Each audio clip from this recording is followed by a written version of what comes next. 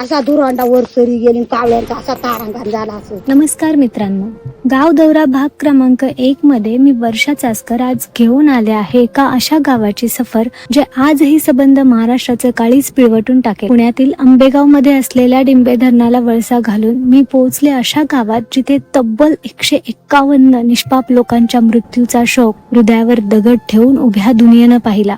ती रात्र होती 30 जुलै 2014ची. माझ्या समोर वरून दगडा खाली बघते का गावगाडा. पावसाच्या थैमानानं माळींचा डोंगर कोसळला आणि झोपेतच स्वप्न पाहणाऱ्या 151 लोकांचा मृत्यू देवतेनं बळी घेतला. शेकडो लोकांची रक्तानं माखलेली शरीरं, तुटलेली घरं, उद्ध्वस्त झालेला प्रपंच आणि अस्तव्यस्त होऊन उजाड झालेला निसर्ग. पुण्यभूमी आज अक्षरशः स्मशानभूमी दिसू लागली आहे. चिमुरड्यांच्या आवाजाने गजबजलेली ही शाळा, तिथून आजही या बाळांच्या किंचाळ्या इथल्या भिंतींना ऐकू येत असतील का?